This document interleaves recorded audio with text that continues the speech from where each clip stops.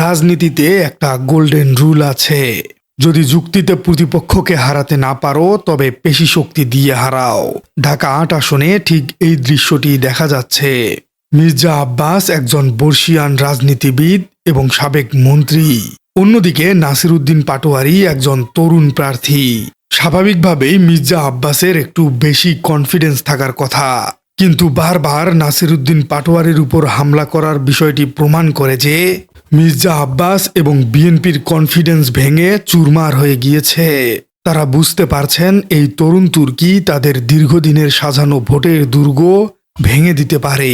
আজকে এই সংক্রান্ত বিষয়ে হাসনাত আবদুল্লাহ, সাদিক কায়েম এবং নাহিদ ইসলামের বক্তব্যের বিশ্লেষণ করব আমরা, এবং দেখার চেষ্টা করব কিভাবে ঢাকা ৮ আসনে মির্জা আব্বাসের রাজনীতি পুরোপুরি দেউলিয়া হয়ে গিয়েছে।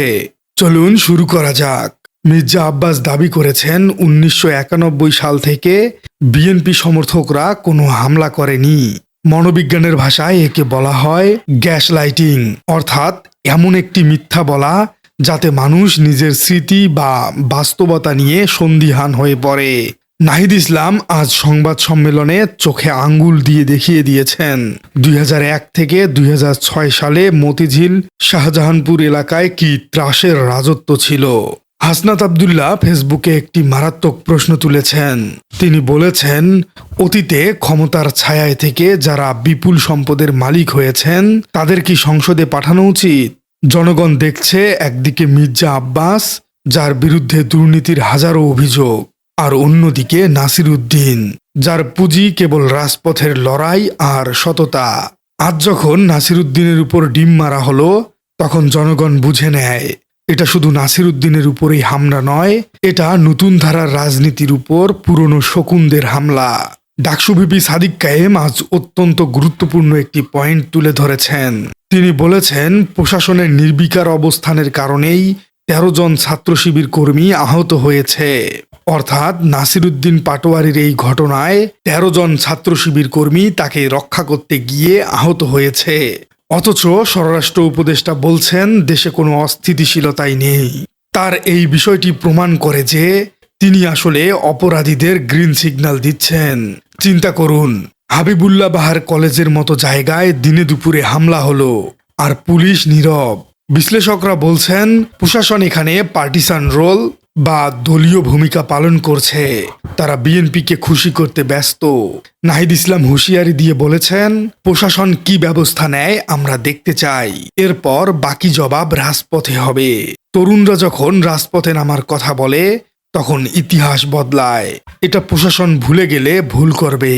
সবচেয়ে আইরনিক বা কৌতুকপূর্ণ বিষয়টি হলো এই হামলাগুলো নাসির উদ্দিনের জন্য শপে বর হয়ে দাঁড়িয়েছে। সোশ্যাল মিডিয়ায় ভাইরাল ভিডিওটিতে দেখা যাচ্ছে ডিম ও নোংরা পানি ছোড়ার পরেও নাসির উদ্দিন পাটোয়ারি হাসছেন। তিনি রাগেননি, ভয়ও পাননি। তার এই স্মাইলিং রেজিস্ট্যান্স অর্থাৎ হাস্যোজ্জ্বল প্রতিরোধ ভোটারদের হৃদয়ে গেঁথে গেছে। মতিঝিল এলাকার সাধারণ ভোটাররা ভাবছেন, যে ছেলেটা দেশের জন্য জীবন বাজি রাখলো তাকে আজ আমাদের এলাকায় অপমান করা হচ্ছে। এই অপমান এখন ভোটে রূপান্তরিত হবে। একে বলা হয় সিম্প্যাথি ওয়েভ। মির্জা আব্বাসের ক্যাডাররা হয়তো ভেবেছিল নাসির উদ্দিন ভয় পেয়ে পালাবেন, কিন্তু উল্টো তিনি এখন হিরো হয়ে গেছেন। আর যারা হামলা করেছে তারা ভিলেন বনে গেছেন। নাহিদ ইসলাম ঠিকই বলেছেন, জনগণ ১২ই ফেব্রুয়ারি নির্ধারণ করবে কে বেয়াদব আর কে গ্যাংস্টার। ঢাকা ৮-এর এই লড়াই এখন আর শুধু ভোটের মাঠেই নেই, এটি এখন মর্যাদার লড়াই হয়ে দাঁড়িয়েছে। একদল চাচ্ছে দেশকে সেই পুরনো টেন্ডারবাজি আর পেশি শক্তির যুগে ফিরিয়ে নিতে, আরেক দল চাচ্ছে মেধার ভিত্তিতে দেশ গড়তে। আজ নাসির উদ্দিনের গায়ে যে নোংরা পানি পড়েছে তা দিয়ে তিনি হয়তো গোসল করে পরিষ্কার হয়ে যাবেন, কিন্তু মির্জা আব্বাস আর বিএনপির গায়ে যে পলিটিক্যাল সিগমা অর্থাৎ রাজনৈতিক কলঙ্ক লাগলো তা কি মুছে যাবে? জনগণ দেখছে, জনগণ বিচার করবে। প্রিয় দর্শক, আপনার কি মনে হয় এই হামলায় কি নাসির উদ্দিন পাটোয়ারি পিছিয়ে পড়লেন নাকি জয়ের পথে এক ধাপ এগিয়ে গেলেন? ১২ তারিখ ঢাকা ৮ আসনে জনগণ আসলে কার পক্ষে রায় দিবে? কমেন্টে জানিয়ে দিন আপনার মূল্যবান মতামত। আর আপনার রাজনীতি চ্যানেলে নতুন হয়ে থাকলে চ্যানেলটি সাবস্ক্রাইব করার অনুরোধ থাকলো। দেখা হচ্ছে পরবর্তী কোনো পর্বে।